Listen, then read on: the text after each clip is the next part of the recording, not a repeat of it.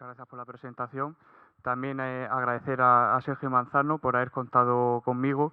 Y la verdad es que a mí pues, me gusta bastante volver aquí, a la que ha sido mi casa durante varios años. Y también veo en el público gente de atención primaria en el área 1 de las veces que cuando yo estaba en este área acudía yo a los centros de salud.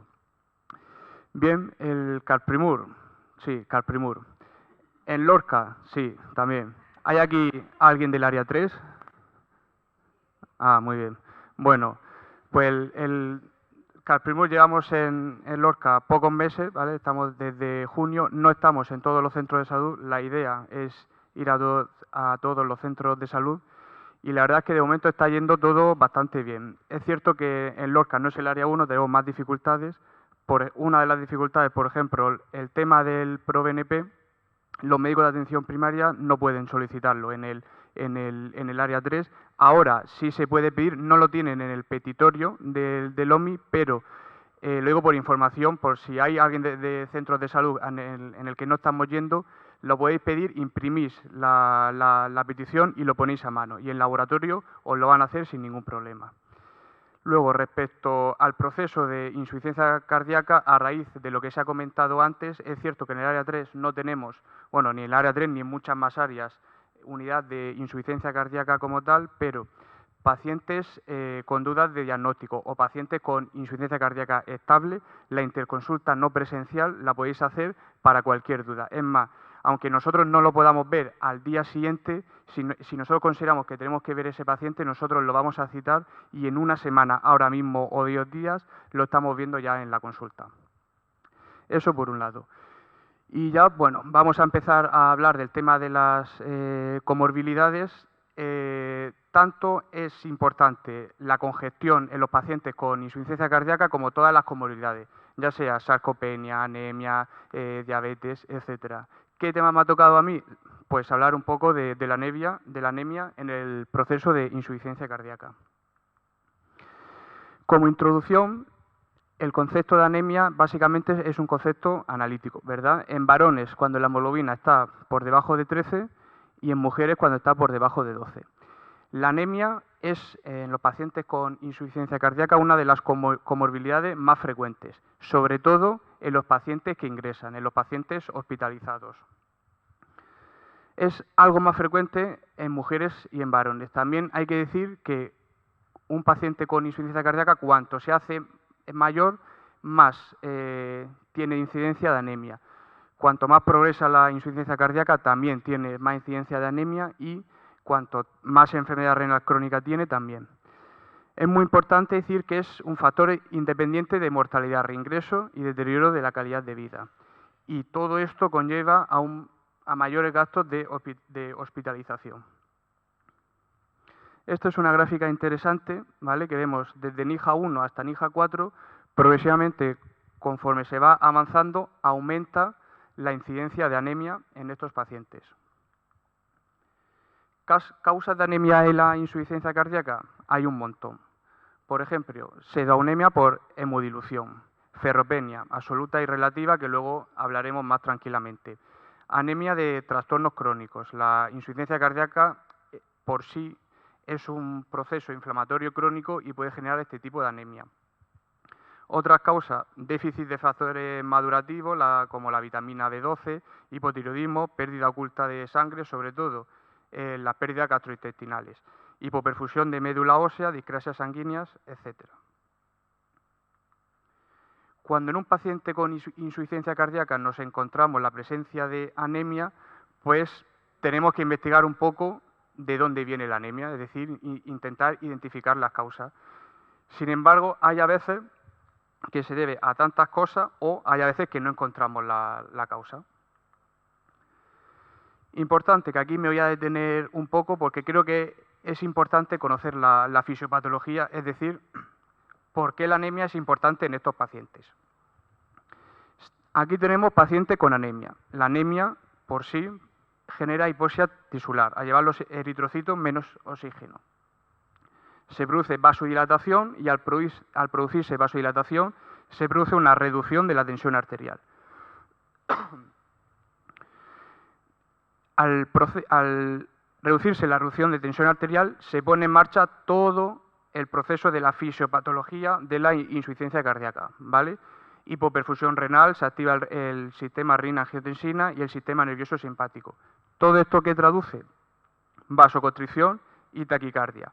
La taquicardia incrementa el consumo de oxígeno. La vasoconstricción aumenta la poscarga. La retención hidrosalina incrementa la precarga. Todo esto conduce a, como factor precipitante de compensación. Perdona, pero voy a beber un poco de agua.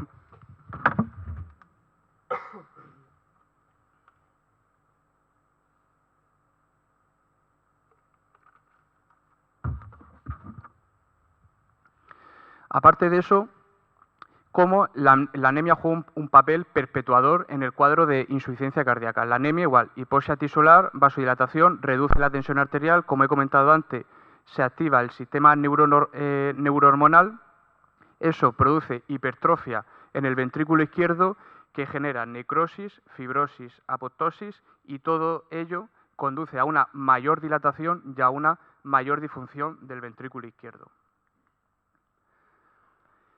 Esto es una gráfica, creo que bastante interesante, que nos dice cuál es la principal causa de anemia en los pacientes con insuficiencia cardíaca. Bien, pues la principal causa es la ferropenia. Entonces, por eso, a partir de ahora me voy a centrar a hablar un poco de la ferropenia. La ferropenia entendida como déficit de hierro.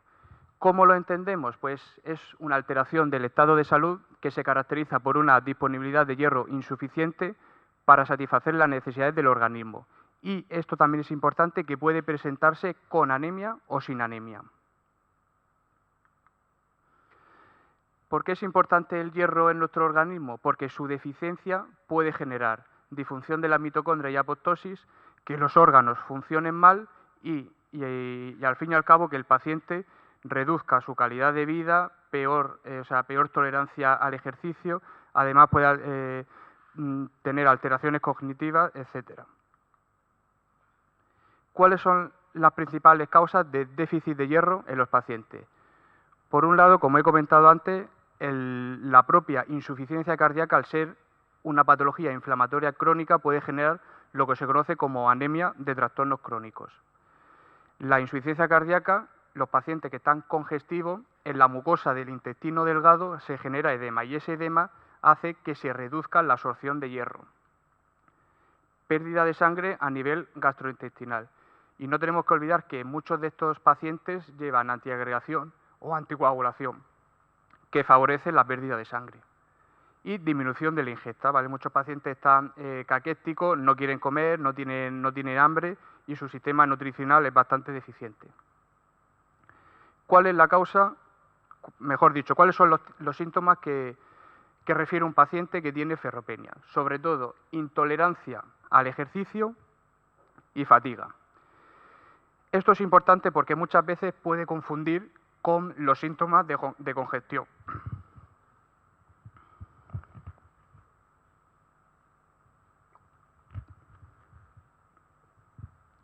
Puede confundir muchas veces con los síntomas de congestión. Creemos que el paciente está teniendo una descompensación, incrementar los diuréticos y en verdad no le hace falta a este paciente. La ferropenia se ha visto ya en múltiples estudios que es un factor independiente de aumento de mortalidad en torno al 40-60%, duplica el riesgo de hospitalización y el tratamiento adecuado del déficit de hierro mejora los síntomas de los pacientes con insuficiencia cardíaca y disminuye las hospitalizaciones. Esta es una gráfica interesante que vemos en rojo los pacientes con déficit de hierro y en azul los que no tienen déficit de hierro. Y vemos cómo en la supervivencia acumulada los pacientes que tienen déficit de hierro tienen mayor probabilidad de muerte de causa cardiovascular o trasplante cardíaco. Las guías hacen una mención especial a este tipo de comorbilidad que recomiendan pedir en el laboratorio perfil férrico a todos los pacientes y recomiendan la administración de hierro intravenoso en los pacientes que esté indicado. Y ahora creo que me ha parecido conveniente introducir aquí a mitad de la charla un caso clínico para intentar hacerlo un poquito más o menos. Esta es una señora, tiene 73 años, toma una estatina y ingresa en una unidad coronaria por descompensación de insuficiencia cardíaca en estadio NIHA 4 con la necesidad de dobutamina y de noradrenalina.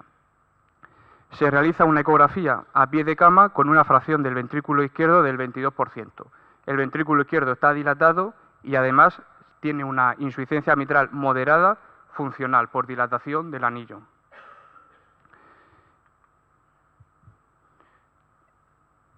Ante cualquier paciente con disfunción ventricular izquierda tenemos que encontrar la causa. ¿Cuál es la causa más frecuente en los pacientes con disfunción sistólica? La cardiopatía isquémica. Por eso se hizo un cateterismo. ¿En el cateterismo la señora tenía alguna lesión? No. Siempre que veis la imagen de un cateterismo, la más larga, para los que no somos hemodinamistas, la más larga siempre es la arteria descendente anterior. Y esta de aquí, que es otra proyección, es la coronaria derecha, ¿vale? Y vemos que todas las arterias están lisas. La señora mejoró, en planta ya se inició todo el tratamiento para la insuficiencia cardíaca con su betabloqueante, el sacubitril, vasartán, diurético, etc. Y la señora se fue a casa en NIHA 2. Sin embargo, la señora empeoró, ¿vale? Empeoró a NIHA 3, tuvo que acudir 2 veces al hospital de día para poner diurético intravenoso y en uno de ellos estaba tan mal la señora que tuvo que ingresar. Se repitió la eco y estaba casi igual, del 22 al 30, a efectos prácticos nos da lo mismo.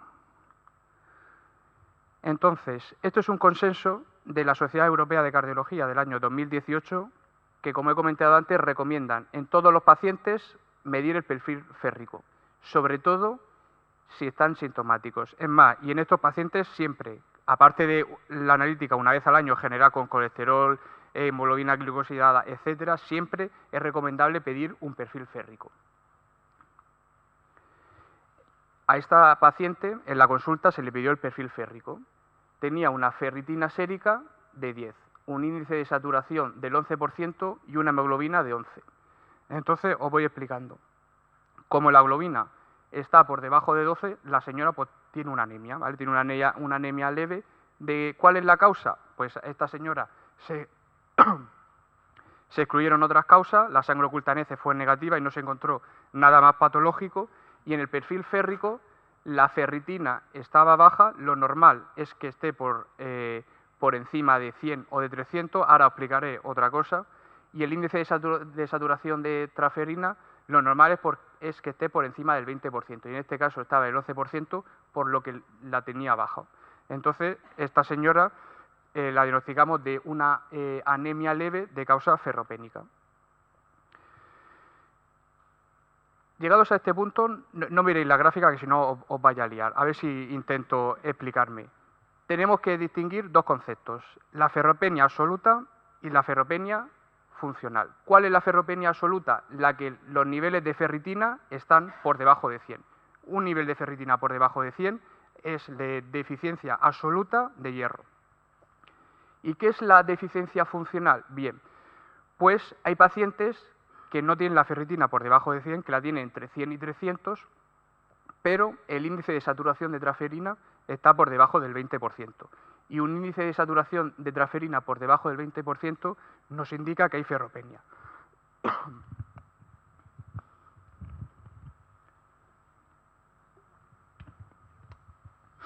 ¿Y esto por qué se explica? Como he comentado, la insuficiencia cardíaca es una entidad inflamatoria crónica. Muchos de estos pacientes también tienen insuficiencia renal, que es otra patología inflamatoria crónica.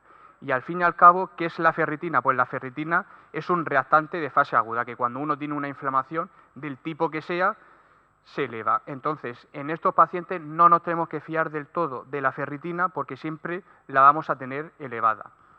La deficiencia funcional de hierro lo que nos traduce es un inadecuado transporte de hierro a los tejidos para su utilización, a pesar de que en un principio la analítica nos diga que la ferritina esté en valores normales. Sin embargo, el índice de saturación de transferina está por debajo del 20%. Esto es un resumen un poquito más claro. Déficit absoluto de hierro. Los depósitos de hierro están disminuidos y la ferritina está por debajo de 100. Déficit funcional, suministro de hierro inadecuado. Tenemos una ferritina entre 100 y 300, pero el índice de saturación de transferina está por debajo del 20%. Luego, de cara al tratamiento, da lo mismo que tenga déficit funcional o absoluto. El tratamiento es el mismo.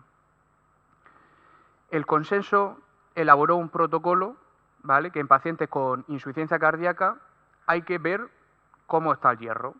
Si tiene la ferritina por debajo de 100 ya sería absoluto, o entre 100 y 300 y el índice de saturación por debajo del 20 sería funcional. Tenemos que tratarlo. Antes tenemos que comprobar otras causas de anemia y una vez excluido otras causas de anemia, hacer el tratamiento, que ahora os comentaré cómo se va a hacer. Las guías de insuficiencia cardíaca de la Sociedad Europea de Cardiología recomiendan con una clase de 2A que se debe considerar la administración intravenosa de hierro a los pacientes sintomáticos con fracción de eyección reducida. Esto es importante. Los estudios solo se han hecho en pacientes con fracción de eyección reducida, con una FEBI por debajo del 45%. Aspectos prácticos para el tratamiento. El tratamiento, todos los estudios, y lo que se recomienda es el hierro intravenoso, en forma de hierro carboximaltosa. ¿Qué dosis tenemos que poner? Pues en el consenso, en función de qué cifras de hemoglobina tenía y cuánto pese el paciente, nos indica una dosis u otro. Nuestra paciente tenía una hemoglobina entre 10 y 14 y pesaba muy poquito, unos 50 kilos. Por tanto, había que administrar 1000 miligramos. La administración de hierro carboximaltosa se puede administrar de dos formas. Uno, en bolo lento, ¿vale?, o en infusión. Lo que pasa que si se diluye, solo se puede diluir a un máximo de 250, no se puede diluir más. Si el cuadrito nos dice que se tiene que administrar más de 1000, por ejemplo 1500 o 2000, habría que hacerlo en 2 semanas, ¿vale?, porque la dosis máxima recomendable en una semana es solo 1000. Entonces, en esta señora se administró 1000 miligramos y se hizo un control, ¿vale?, a las 12 semanas. Si a las 12 semanas sigue teniendo ferropenia, tendríamos que administrar una dosis extra de 500 miligramos. Nuestra paciente en el control había desaparecido la anemia, pero seguía teniendo ferropenia, por lo que se administró otros 500 miligramos. Progresivamente a nuestra paciente a las 24 semanas se volvió a hacer el perfil férrico y ya la paciente, los niveles de hierro se habían normalizado. Y ya para no aburriros mucho, simplemente comentar varios estudios de por qué el hierro viene bien en estos pacientes. Un estudio clásico, el estudio FAIR, se vio que los pacientes a los que se ponía el hierro carboximaltosa tenían una mejoría de los síntomas al cabo de 24 semanas en comparación con placebo, tanto en anémicos como no anémicos. Además, los pacientes tuvieron una mejoría de la capacidad de ejercicio según el test de la marcha y los pacientes decían que se encontraban mejor. Hay muchos pacientes que llegan a la consulta y dicen, es que me fatigo, no puedo hacer ejercicio, NT-proBNP bajo, exploración normal y perfil férrico desfavorable. Se le pone los depósitos de hierro y el paciente dice, oiga doctor, he mejorado claramente, y eso nosotros lo vemos en la consulta. En este estudio, el estudio CONFIRM, se vio lo mismo que el anterior, pero a 52 semanas. Es más, y en este estudio vimos que los pacientes que se les ponía el hierro ingresaban menos que los pacientes que no se le ponían el hierro. Otro estudio vio que el consumo máximo de oxígeno mejoraba en estos pacientes. Y este es muy interesante, es del año pasado, del 2018, es un metaanálisis de todos los estudios y juntando todos los estudios vimos que los pacientes que se les ponía hierro carboximaltosa ingresaban menos y se morían menos. Y os preguntaréis, vale, lo del hierro intravenoso está muy bien, ¿y a estos pacientes le podemos poner hierro oral? Bien, pues el hierro oral en estos pacientes no mejora nada. No mejora ni la capacidad de ejercicio, ni la calidad de vida, ni los niveles de proBNP, nada. Otro escenario, anemia asociada a la enfermedad renal, ¿vale? En estos pacientes, teniendo en cuenta el concepto de síndrome cardiorrenal, la insuficiencia cardíaca descompensa la insuficiencia renal y viceversa, y los propios pacientes con enfermedad renal crónica tienen anemia por déficit de EPO. Entonces, en estos pacientes podemos valorar administrarle eritropoyetina. Y ya para terminar, y creo que me he ajustado al tiempo, la anemia es común en los pacientes con insuficiencia cardíaca, se asocia con síntomas avanzados, mayor deterioro del estado funcional, mayor riesgo de hospitalización por insuficiencia cardíaca y menor supervivencia. El déficit de hierro es una comorbilidad frecuente en pacientes con insuficiencia cardíaca, puede llevar a malos resultados clínicos. Se recomienda evaluar el perfil férrico en todos los pacientes con insuficiencia cardíaca. Sigue estando infradiagnosticado e infratratado y el uso de hierro carboximaltosa intravenoso mejora los síntomas, pronóstico, reduce hospitalizaciones y mejora la calidad de vida. Y esto lo quería contaros. Muchas gracias.